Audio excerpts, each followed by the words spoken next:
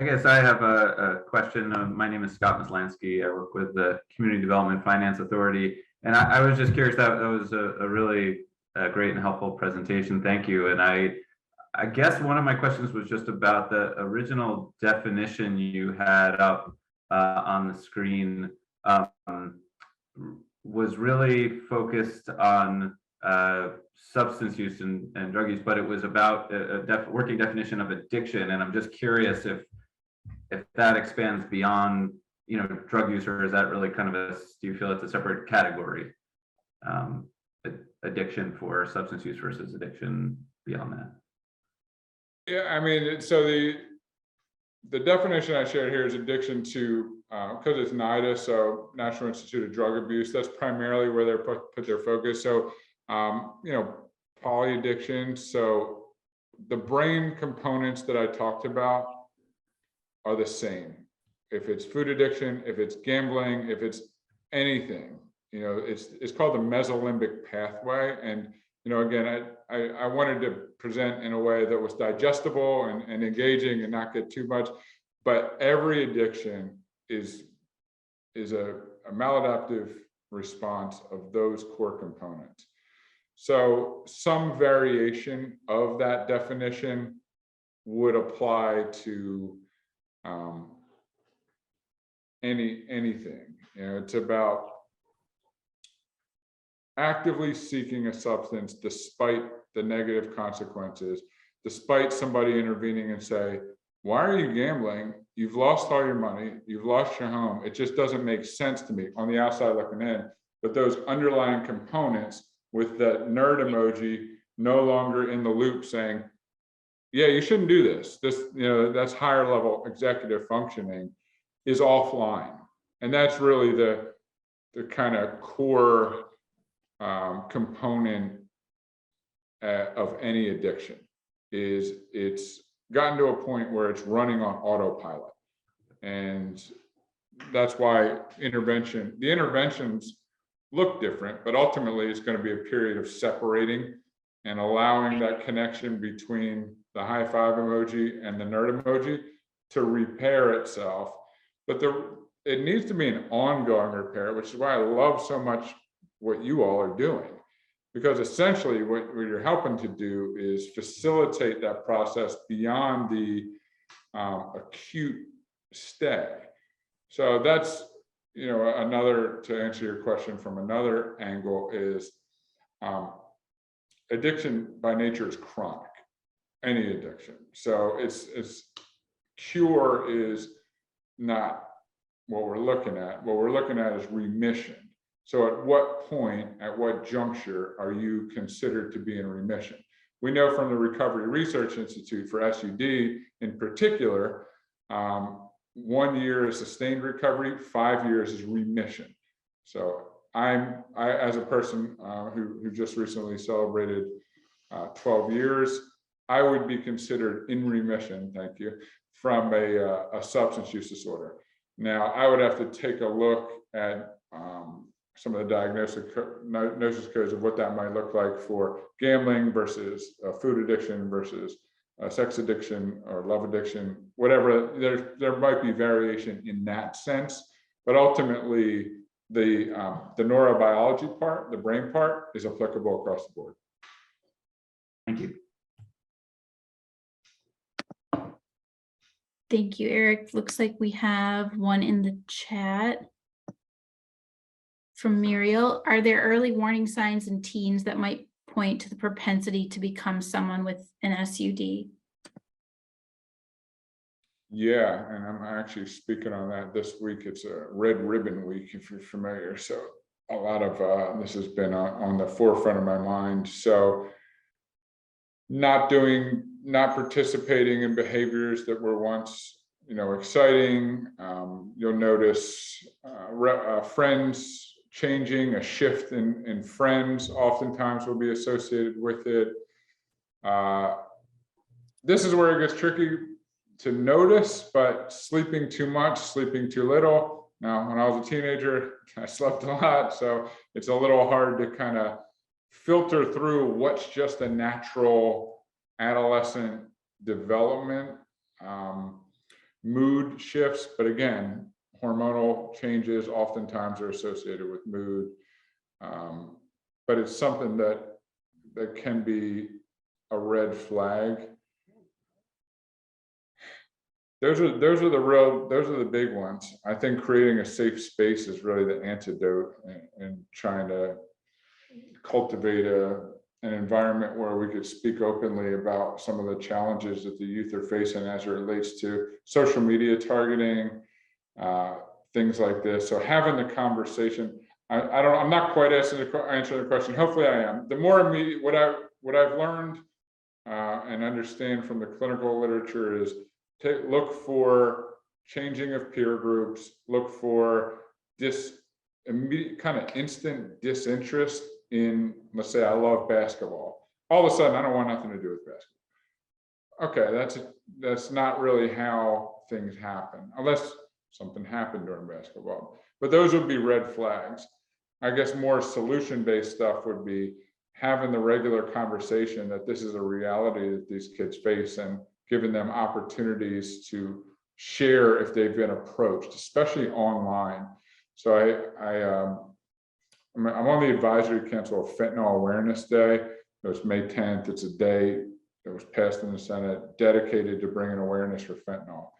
A lot of the work that we do is around the targeting on social media platforms of the youth with these what are called fentanyls. I don't know if you've heard this, but it's essentially it'll look like not harmless, but it'll be being marketed as a Percocet or something that maybe a teens would be interested in doing, a Xanax. But in actuality, it has fentanyl. So they're calling these fentanyls, and there's a lot of overdose related to it. So it's scary stuff. I want to make everybody aware of it. Say, look, this is the reality of what we're dealing with these days. Potency of marijuana is significantly stronger. So parents oftentimes will think, well, marijuana can't be too harmful. Well, you're seeing it through a filter of 1985, and it's different now. So we have to be aware of that as adults and kind of create environments, safe spaces that are conducive to conversation. Thank you for that. Looks like we have another question in the chat. Sam, Yeah. Mark from Pine Tree has his hand up. Oh, it's okay. No, go ahead with the chat. I'll wait. let's go Destiny, then you, Mark. How about that? And then we'll keep going through the chat. Destiny says, what do you recommend someone do when they are aware someone is struggling with addiction, but they are unwilling to admit that they have a problem? So show up with compassion. It's again, that the key there is they're unwilling to admit they have a problem. They might not even think they have a problem, which is the nature of the disease is, and hopefully I illustrated that, where you're just going about your day to day and trying to get more, and it's being run underneath the surface a lot of times. What you could do is, hey, share, hey, I participated in a presentation today. A lot of people there are in recovery. They speak openly about it. Like, they have great lives. I think if we normalize recovery and talk about it and share our experiences, it was one of the things that's always been important to me. I was never, and I respect anybody's process, but I didn't want to be anonymous. I wanted to share, look, I dealt with this. It was horrible. It was horrible. It ruined my family. I ended up in jail, right? Things that I never would experience. But now I'm thriving in life. I get the opportunity to present to amazing people and talk about solutions, and it's available. I think, sharing some of what you're learning, trying to show up with an open heart, with loving kindness, being compassionate, that if maybe they don't know they have a problem, maybe they're just in denial from a problem, which certainly happens. Maybe they don't feel like there's a solution. Maybe they haven't been talking with the right people. Yeah, I mean, that's really the best way. And just sometimes you love people, sometimes from a distance, to not put yourself in harm's way, of course. But unconditional love goes a long way. I can remember showing up to my house when I was at my worst and trying to ask my mom for money. And she said, "You're not allowed in this house. I'm not giving you money, but I'll love you forever." And I would leave. But I could tell you, in my dark nights of the soul, what I remembered, I get goosebumps talking about it now, is somebody's gonna love me forever. Sometimes that's the best you could do. Got me there.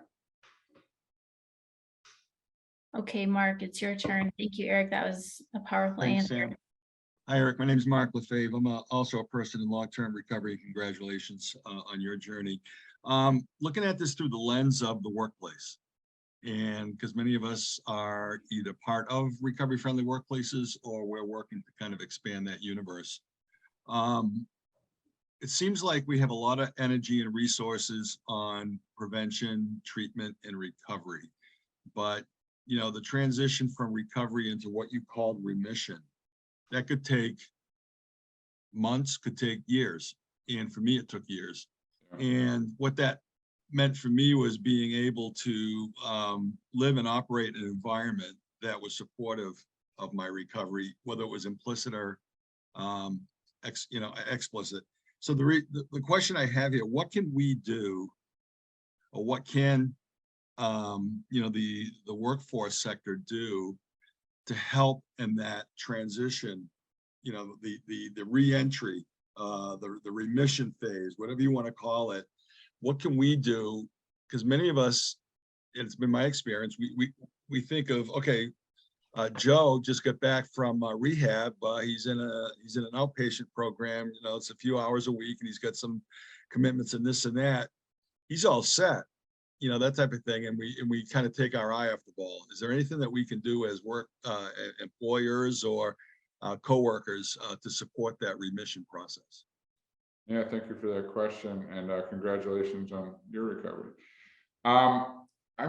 So everything that I laid out is applicable in the workforce. It's about having some goals. Like, don't just show up to outpatient. Like, what are you working towards? Because that activates that dopamine. It could speed up that remission process, which of course is slow, and it's not an immediate fix, but that depression phase. So when somebody leaves, it's called anhedonia. It's very not talked about nearly enough, because they're like, they'll never be right. But you just get out of treatment, your brain's kind of in this flux, trying to bring balance or homeostasis.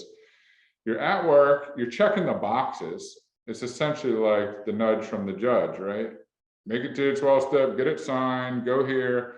It's not that, like, you have autonomy usually, but he's doing well. He's going to the outpatient check. Okay, what are you doing to get yourself excited about recovery in life? Have clear goals. And I think that could happen in the workforce. We could talk about that stuff there. Cognition, mental wellness check-ins, just basic stuff, random times during the week, like a text message. Hey man, just checking in. What are you thinking about right now? Where's your thoughts? Well, here's something to think about. Here's a positive. I love positive videos.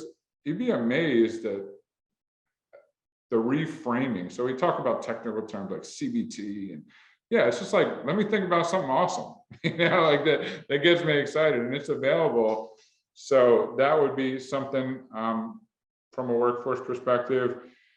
The chemistry thing, like those activities, just getting up, stretching, let's go for a walk around the building, a power walk around the building with somebody, and kind of get the heart rate going. Even if it's 10% above resting, it releases endorphins.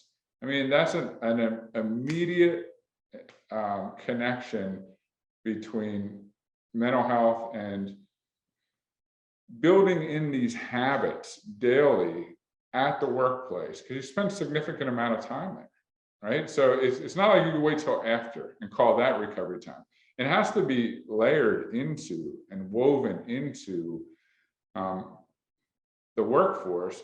The thing that I try to convince people is it's good for culture too. It's not just for recovery. Everything that we talk about, yeah, I'm coming at it from a recovery lens, but it's also about life satisfaction, quality of life. Like this applicable across the board. I think when it comes to the recovery, at least the culture, what we have to be very mindful of is this tendency to connect, so that fourth C at happy hour. I see so many traps because not everybody wants social connection and everybody wants to be part of the in crowd. We need mocktails, we need kind of supports. So maybe we're not going to stop it. We're not going to convince an entire country that maybe it's not the healthiest approach to have our parties at happy hours. But if it works for you, like, let's not fight it. Let's figure a way to integrate with it, have solutions. Like a lot of the networking that I do, whether it's the Chamber of Commerce or whatever it is at these events, whether it's alcohol. Well, I love my life. I know where I'm heading. I'm so excited about recovery. Like I know what that drink would do. We have to get people that excited and make the association like, yeah, I love hanging out with my coworkers and networking, but I also know where I'm going in life. I have a clear vision, there's clarity. I'm constantly empowering myself. I have Mark showing up for me. I know he's a phone call away if that urge comes. So having those measures in place, I think, should be baked into the workforce, but I know will be helpful if we could get them in there. Does that answer your question, hopefully? Okay, probably just time for one or two more. Ian, I'm hoping that Eric kind of addressed your question already through the other one, so I'm going to jump to this next one. What are your thoughts on people who say that they are in recovery but use methadone or Suboxone? You're in recovery. You're in recovery when you're saying you're in recovery. General rule of thumb. I believe that with every fiber of my being. I try to illustrate it with that slide, that vicious cycle that I talked about with the hierarchy of needs. That is pure. I wouldn't wish it on my worst enemy. I mean, that is a cycle that is devastating. It's just a constant downward spiral. And if you take Suboxone, I don't care. Break that cycle. Give yourself the ability to have some freedom there, right? And as a general, my personal philosophy and belief is, if you tell me you're in recovery, you're in recovery. Thanks, Eric. Someone asked, how do you help and keep someone who is recovering from one addiction from turning to another addiction? Yeah, I mean, that's something, I can tell you what, something I'm always mindful of. I'll notice, wow, I really like food. I really like desserts. I have a major sweet tooth, and I gotta rein it in sometimes. And it's funny. I mean, you get to a point where you understand this stuff so well that I'll reflect and I'll, oh, wow, that high five emoji is pumping right now. And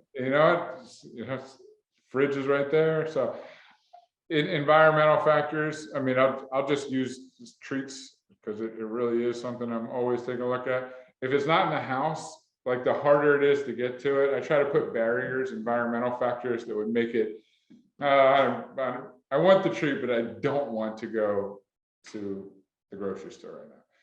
So it's a great question. It's very easy, especially gambling, like a lot of things right now during the World Series that are being pushed constantly. You're like, oh, this is harmless. They gave me $500 free.